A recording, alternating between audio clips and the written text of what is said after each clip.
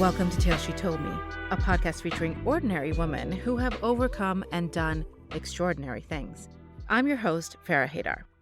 Joining me today is Tina Davidson. Tina is a highly regarded American composer, lauded for her authentic voice and praised by the likes of the New York Times, Opera News, and Philadelphia Inquirer. However, her life didn't start out so simply. Adopted at 3.5 years old, Tina grew up as the eldest of 5, but would later discover the secret behind her birth. Returning to Sweden later in life, she discovers that her birth mother was the one who adopted her. Tina has now written a book about her experience and what it's taught her about love, creativity, and forgiveness. Tina, thank you for joining me today. Oh, total my pleasure. When we were first connected, I was intrigued a lot by your story. Obviously, it's an unusual story. And that intro doesn't do it justice because I know there's a lot more to it. But I really want to start at the beginning, okay? In your memoir, you describe growing up thinking you were adopted. When did you find out about your adopted birth mother? So I didn't find out until I was in college. I was born in Sweden, and I was in a foster home with my foster mother was Solveig, and my foster father was Torsten. And I was the youngest of 4. Well, there were 3 boys, and I was the youngest, so I was totally beloved. And I was adopted when I was 3.5 and had no memories. It was sort of like it all became black. Mm-hmm. And I was 21 when I happened to be back in Sweden. Actually, taking care of a daughter of a family friend. And we were there all summer. And just honestly, it was the last minute. I thought, yeah, maybe I'll go to the adoption agency. And I think I was thinking about it, but couldn't quite make myself do it. So I checked with the Swedish adoption agency and they said, oh, we never allow Swedish born children to leave the country. And I always thought I was Swedish. So they never, people who aren't, they never adopt their children outside of their country. And I thought, oh, well, I'll check the American embassy. And they said, oh, we don't have any records back to then. So the day before I left, I called the adoption agency, the Swedish adoption agency, and said, oh my God, I'm so glad you called. We're supposed to take your phone numbers, but we just didn't think we have any information for you, but we have information. So I rushed down and she sat there. It was kind of a dark little office and she had a light on and she was reading her letter. And she said, this letter is from your birth mother. And your birth mother is your adopted mother. So I had been brought up as an adopted child. Not specifically, nobody really talked about it unless, one of my siblings was kind of taunting me. You're like, oh, Yeah. you can't. That's what to do. Yeah. You're adopted. But I had always held that sense of being adopted as being kind of an alien, Mm-hmm. not really belonging. Mm-hmm. So it was quite stunning to find out that I had actually created this world around this word, and that word actually didn't describe me. It wasn't an accurate word. I just have so many questions. So obviously your mother is not a Swedish, she's American. It's Correct. American. And American. Yeah, she birthed you in Sweden. Why So then adopt you? Well, I was a product of, I was an illegitimate child. I was born in the 50s. She was getting her PhD from Penn, which is at that time was extremely hard to do. Very few women got PhDs. And she had hoped that she would continue the relationship with my father, but it didn't happen. So she thought that having me in Sweden was kind of safe. And then coming back later, she had actually renewed the relationship with my father. They were going to get married. She was going to come back. But after 6 months, she actually had a lectureship in Sweden. He broke it off. And I think then sort of figured out the best plan, which was to adopt me so she could protect me. But then she had never told anybody. She hadn't told my Interesting. mother or her siblings or even my stepfather. Nobody knew. And, my experience again with secrets is that they can kind of destroy you if you're kind of paying the price of that secret all the time or modifying your life so you can include that secret. So by the time I found out, she was pretty entrenched in this idea that nobody should know. And yeah, so both a product of her time and also I think a product of what happens to us when we, have this secret control our lives. I think it's damaging to everyone. So after she birthed you, you were in a foster home till you were 3.5. And I was in love with that family. They Okay. were in love with me. I don't think they ever thought my mother was going to come back. Mm. And since nobody said to me, "Hey, you're going with your birth mother," and that wasn't part of the conversation, I had this sense that life was pretty precarious. You know, Mm. as beautiful as and wonderful as my adopted mother was, you'd make a misstep, it might happen again. Yeah. So, um, it profoundly affected me, and I think I was quite depressed as a child, off and on. But I don't think I had language. I don't know, how I was able to connect with that until later, especially in college and in my 20s. I had severe depressions, and I think gratefully enough, they were all related to this trauma.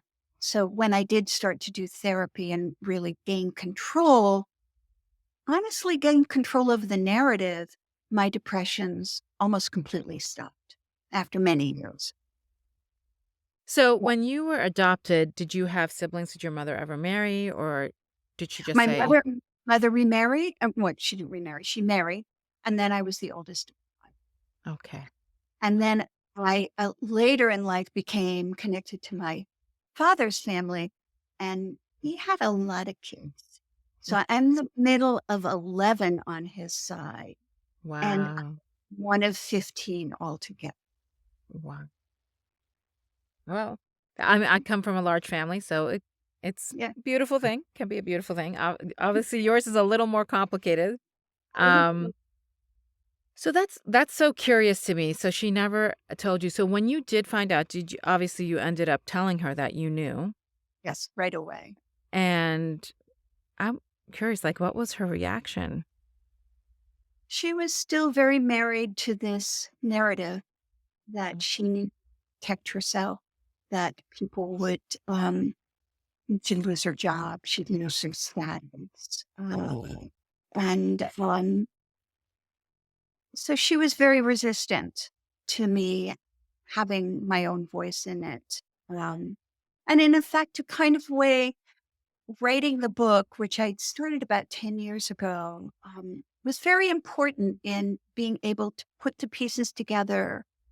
And then to really discover that all through my composing career, I had really been composing about these things as I was experiencing. So the book is these short stories of narratives about my life, because I'm living in Sweden and then all the way through.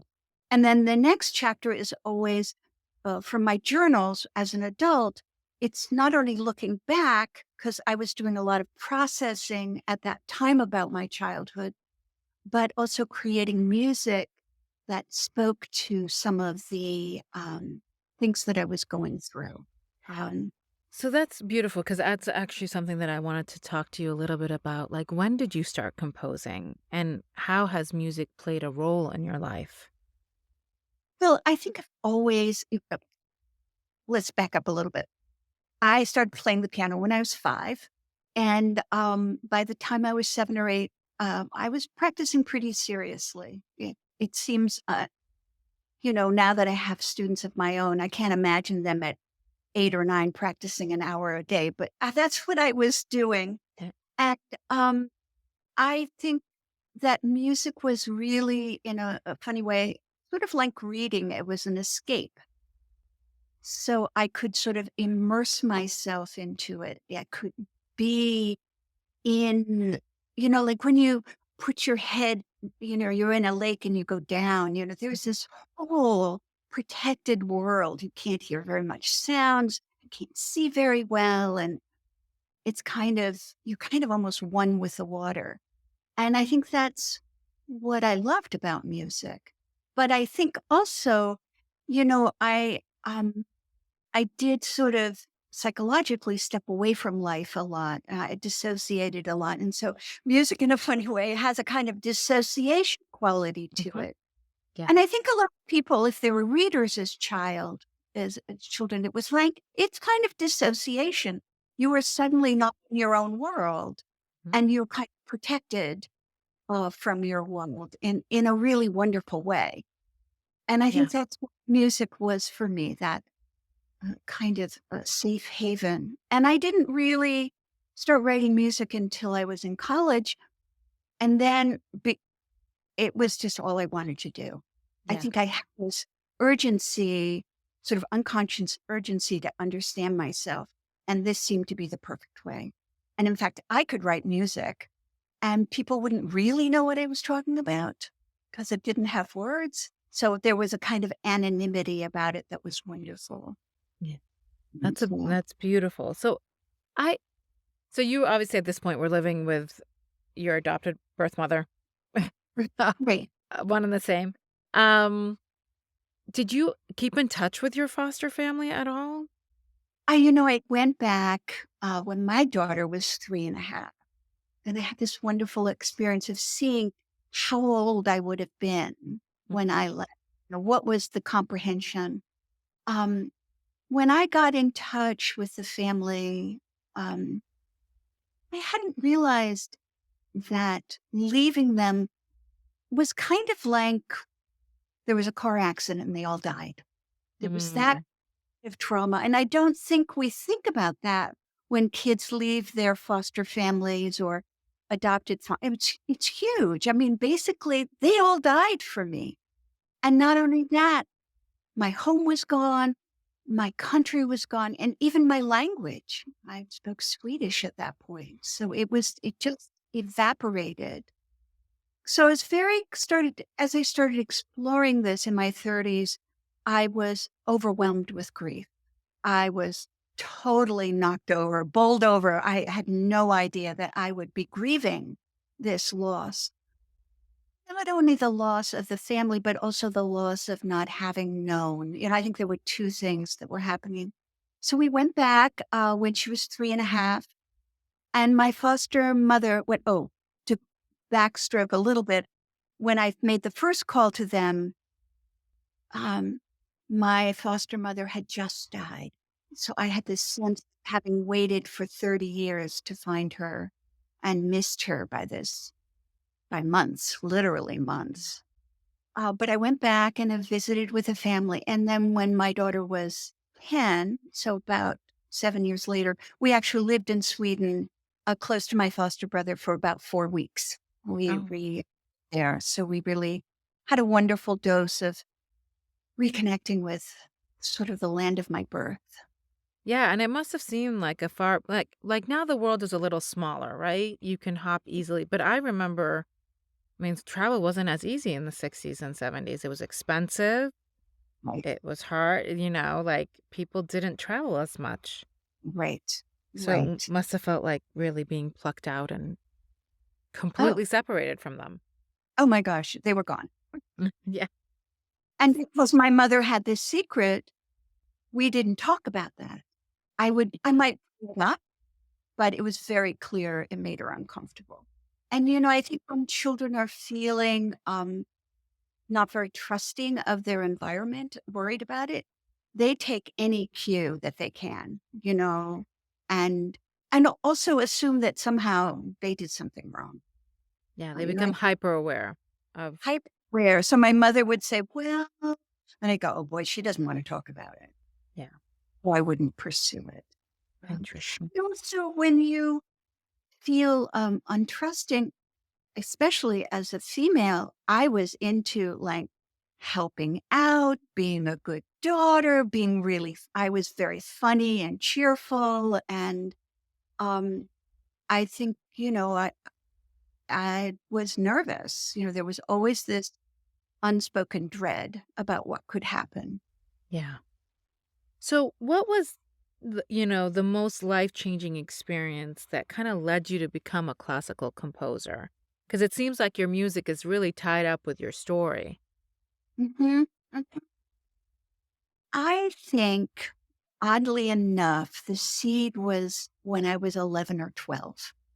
And my mother, who was in so many ways amazing woman, she had got permission for me to walk out of my school as a Mhm. sixth grader up to the college, which was next door, and go to this rehearsal of Merce Cunningham and John Cage. And I remember in this very dark theater, I was just this little girl, and I was watching the dancer walk across the stage, and I had seen a lot of ballet, but I had never seen someone have that kind of attention to just the way they walked. And and then they did a little performances, contemporary dance, and I thought, wow, there is a whole world out there that I don't understand, and I want to understand it. There was something about that very innate sort of naturalistic expression. Mhm. And I loved ballet, but it's not natural. Here, Yeah. it's very beautiful, but it's almost like a contortion of the way the body really moves in beautiful shapes. And I love ballet. But this was really about how the real body functions and how he was telling a story about this through his movements. And I thought, I just felt like I left kind of changed, but I didn't know how. Yeah, it really strikes me that your mother was obviously an atypical mother for a Mhm, variety of reasons. She was probably very highly educated for her time, correct?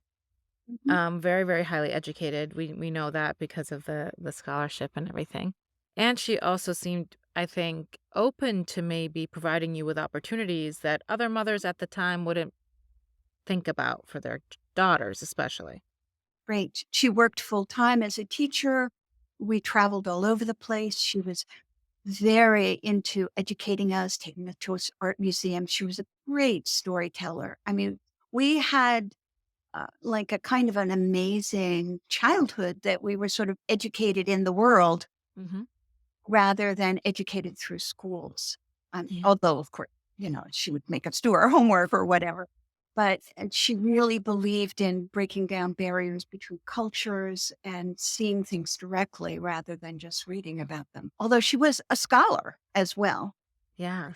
And she was a feminist in a way. I think feminists she was born in the 20s, they carried a lot of weight for us Hmm. trying to do anything. And I think some of their fears were very real. Like Yeah. they didn't have opportunities. So I always try to understand my mother with a sort of a holistic viewpoint. There were things that I wish she hadn't done, but um, but she also was this. She's a complex person. We're not a sum of our mistakes. Hmm. Or none of us want to be the sum of our mistakes. So even though what she did was maybe narcissistic and self, uh, really about protecting herself, there were these other parts of her as well. Yeah, I think she made a tough choice. She understood the reality of going back with an Mhm. and said, "Uh, maybe that I'm not even going to be able to provide for this child like I would want to." And I maybe she, I mean, you write a lot about forgiveness and grieving and spiritual connection in your memoir, right? So this is actually a good segue into that. Oh, Um, so talk to us a little bit about, because obviously I'm sure when you found out you were pretty angry. I would, or at wow. least, yeah, pretty angry, I would assume. So how did you kind of make your way through that into forgiveness? Well, I want to talk, I haven't talked about this in a while, and I don't really talk about it too much in my book is, um, I did carry a lot of depression and it was very, very heavy. And I would lose myself for like 6 months at a time. I would sort of feel like I'd wake up and I'd be, but I think what had happened is the depression was so deep, I just wasn't connecting. Okay. And when my daughter was born, she was really my opportunity. I just thought, oh boy, I can give her all of this. This can be her legacy, or I can get to work. Mm. And I didn't want to give her, I think the way I felt my mother had given me her legacy. So I really got to work and I did heavy duty therapy. There weren't drugs at that point, really. So, I just had to do it bare knuckled.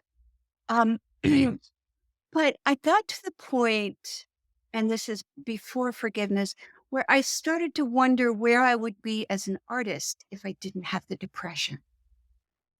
And I started to wonder, although I do think, the depression was very normal, it was trauma related, just whatever. But I did start to wonder if I kind of had a little bit of an addiction for the depression. Could I let it go? Yeah.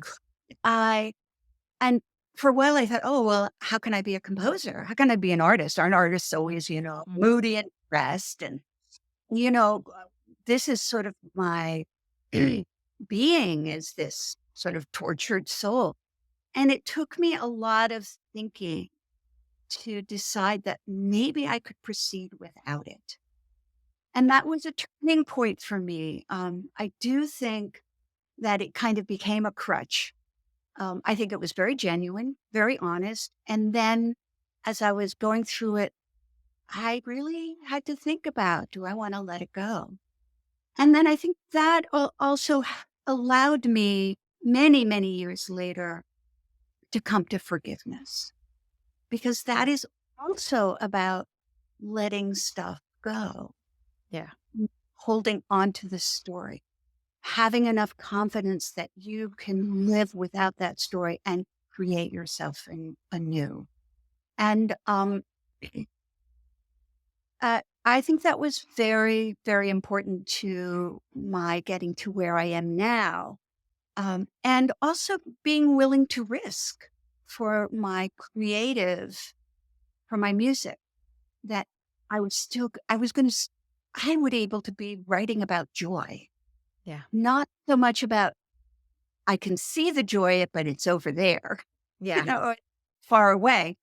It was really about allowing myself to express joy. And for a long time, even in my music, I would express joy, but then right at the end, there would be kind of this quiet moment. And sometimes I thought, oh, that's the take back. Oh, I have joy. Oh, no, I don't. Yeah. That's sort of the solemn. I mean, it sounded good, but I thought, oh, that's really interesting. It's almost like I'm trying to take it back, like I don't quite trust it yet. So there are so many levels to what you said. So I'm going to try to tackle a lot of them. But one of the things that I do want to ask you is once you got to that point where you felt like you could access joy, you didn't have to, keep this tortured soul persona. Did it affect your art and how? Oh, I think it opened the door for me. Yeah. I think one of the things that it's become much more clear by writing this memoir, which incidentally is called Let Your Heart Be Broken. Mhm. And yeah, that, our hearts are broken, but that if you can allow yourself to pass through it, there's so much riches there for you to go on and create the next phase of your life. And I always feel like, oh, always going towards another break, because there's always going to be something that comes up, it Yeah. just life happens. Um, but I think what it allowed me to start thinking about is my connection to a higher power, or something bigger than me, or light, or wind, or something, maybe nature, whatever it is that pulls me out of my body and calls me to something that I don't know. And how do I express that in sound? So that's very much more of my journey now with music. So towards the end of the novel, memoir, I was writing pieces called um, It Is My Heart Singing, Delight of Angels. Um, uh, I have this wonderful piece called Barefoot, sort of about dancing barefoot and, touching the earth. And then I thought, the burning bush and how you take off your shoes in front of God. And then maybe you dance in the sand. I don't know. So I think that led me to explore much more of things that were outside of me. Yeah. It's so interesting because you probably have read The Artist's Way, right?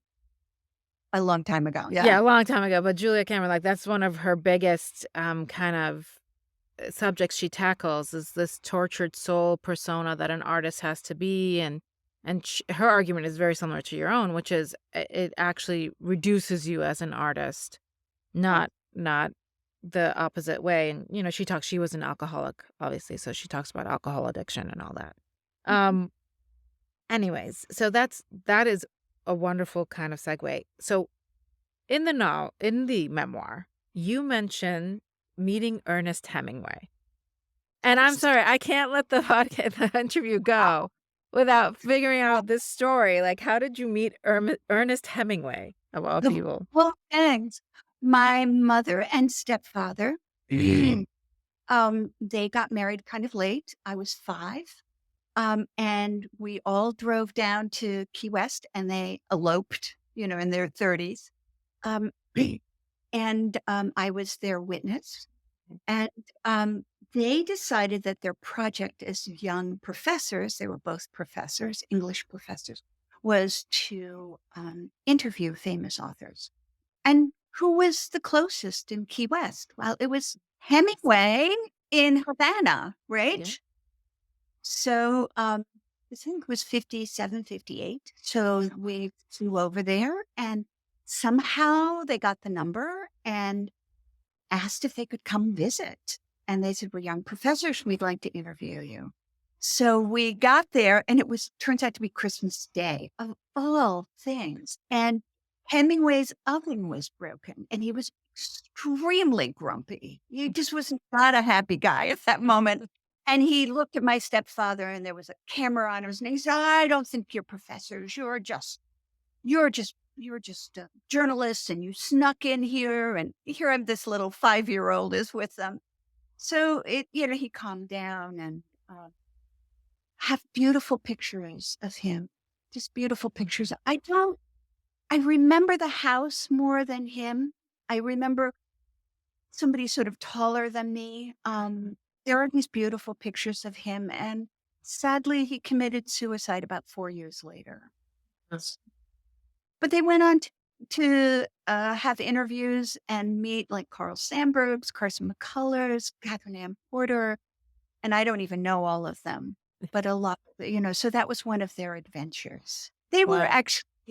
They were adventurers pretending to be literature professors, hiding as literature professors. So Well, I it- think at the time, I would say being a professor, especially like a researcher or a lecturer, was probably one of the few professions that could allow you to have some adventure, right? yeah, yes. Maybe outside of being maybe a salesperson, but then those aren't really That's adventures. kind of local adventure. Yeah, local adventure.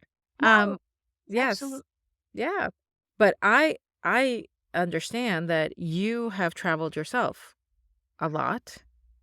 Well, I lived abroad, not only 3 years in Sweden, but then my stepfather and mother got a job in Istanbul, Turkey, and they taught at the American Girls College for 3 years. Mhm. And then we went in high school, I went to Germany for a year because my mother was a professor, a visiting professor. And then just before college, I took a gap year. Didn't mean to, but that's what happened, and was living in Israel for a year.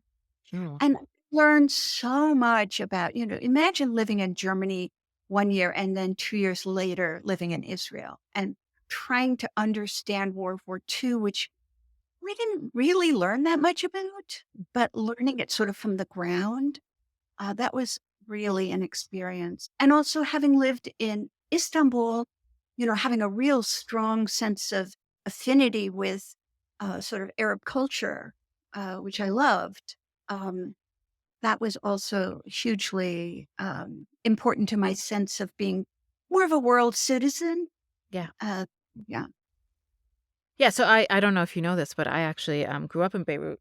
So, Oh, yeah, I grew up in Beirut and actually went to, American University of Beirut and American Community School, which I would assume is very similar to the college your mhm, mom taught at. All these, educational institutions that were established by missionaries and then went on mhm, to mhm. yeah. Yes. So, yeah, I understand what you're talking about. We used to have, attracted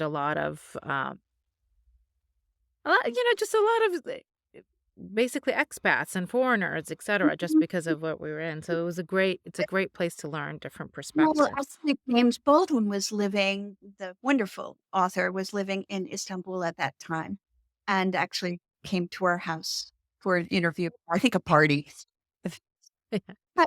So, yeah, it was a place of refuge also for many Americans. Mhm. And do you have a favorite story from all these travels, like a best story? I loved Turkey. In my book, I call it my Garden of Eden. I was just at that wonderful age of 7, 8, 9, where, and because we lived on the part of the campus that had a huge wall, it was a huge area and had a wall around it. They've just let me roam around. So I just felt so like it was beautiful and sunny and beautiful colors, and then we moved to upstate, New York State, and it was gray and dull, and we were all inside the house with lots of kids, and so I just always thought that Istanbul was just my Eden, my personal Eden. Mhm. So you mentioned during our conversation, you mentioned that you have a daughter, correct? Mhm, And I noticed that you are a single parent. By the way, I agree with you that children have a way of look at our own stuff because it can be very triggering. But mhm. you're a single parent, correct? So can you tell us a little bit about that and how that came to be? Whereas I was a single parent. I got divorced from her father when she was about 7. And actually, I remarried about 10 years later. But that 9 to 10-year period when I was a full-time composer at that point, living off of grants and commissions and bringing up this girl. After a while, and she didn't see her father a lot, but maybe towards when she was in high school, she started to see him more. Um, but those concerns of trying to it's sort of like building a house of cards. You know, Mhm. you got the childcare and you got everything all worked out. You got the meals planned, and then the wind blows and man, everything falls down. There's a snow day. There is somebody sick. Yep. I was with women trying to work and take care of children and, balancing all of that. It's Mm. so precarious. Um, Yeah, and we really don't have great solutions, do we? We don't, especially for single parents. yeah. Regardless, I mean, and now um yeah, we just don't. It's the summer. I have 2 children. Like we are shuffling these kids around and I have thankfully an involved husband, but I mean, we're shuffling these kids around. We both run our own businesses. Oh, no. Oh, no, and I think when a couple, both of them are invested, it's helpful, but it's still 2 people trying to, manage all these conflicts with their profession. Mhm. And try to grow their profession and then have couple time and, oh my goodness, it's really quite It's extraordinary. it's a lot. But Motherhood can be I always tell people it's life-changing, but you got to know what you're getting into.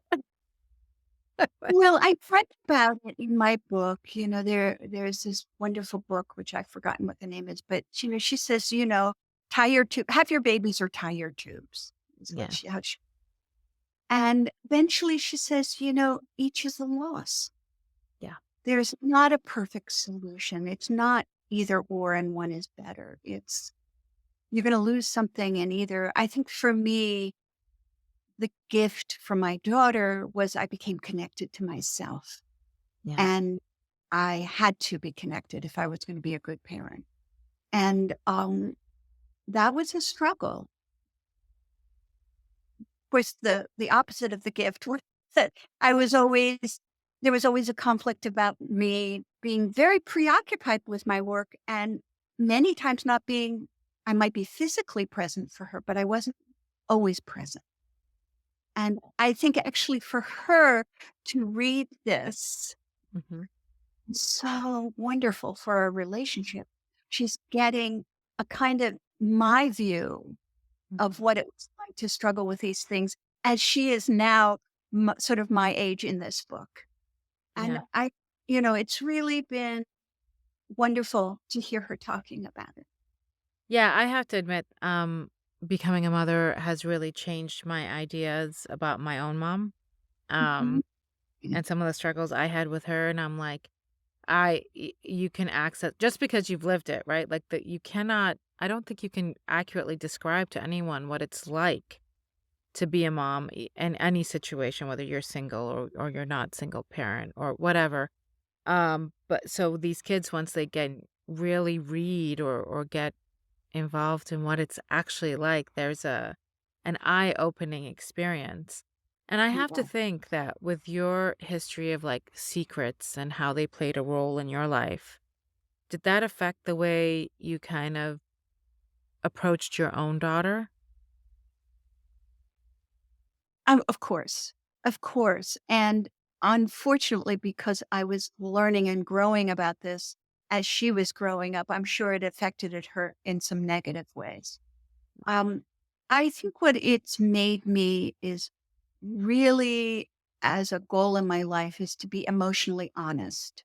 Mhm. Um, to if somebody says something to me, or if my daughter says something to me, not to fall into, oh, that hurts my feelings, but Mm. okay, how can I be emotionally honest here? How can I own what is mine? And then sometimes I'll say, well, that part is actually not mine. That's yours. And I hear you. And um, yeah, Do let's you sort ever of, wish there are times you could go back and do something differently with her? oh, I don't know. Because again, if I did something differently with her, I don't usually go there. I usually don't go back and have regrets, at least not now. What I have been able to say to her is, I am so sorry. I really wasn't there for you. I wish I had been. And how I'm handling this now is to really be present for you now. Mhm. That's how, that's the fix for me is how can I change my behavior now so it shows you that I really hurt you. I'm working on this so I can become better. Yeah. Yeah. Well, talking about that, how to become better, I have this question that I ask every guest that comes on the show, and it is, what is a weird habit or ritual that you have that makes your life more joyful? I love rituals. I'm always like, oh, let's do a ritual, because it's such a wonderful way to be present, to mark the occasion, and to do something special. So it sort of stops time a little bit. So I have been now divorced from my second husband for 10 years, and I live alone with my two little dogs.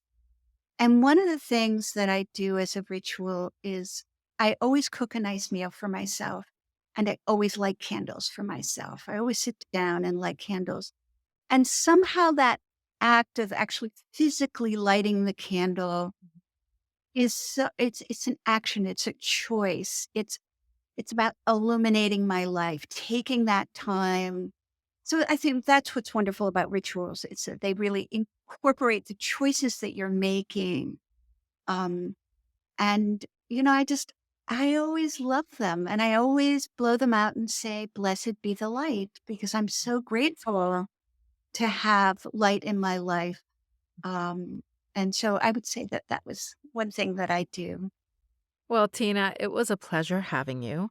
And if you're out there and would like to hear more from Tina, make sure to check out her memoir, Let Your Heart Be Broken: Life and Music from a Classical Composer, which is available on Amazon, or you can check out her website at www.tinadavidson.com.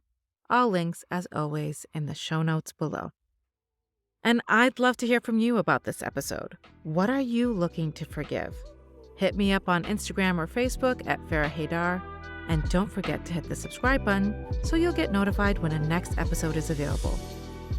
Finally, I'm giving away a PDF of some of the best quotes we've had on the show, beautifully designed to print and journal your thoughts.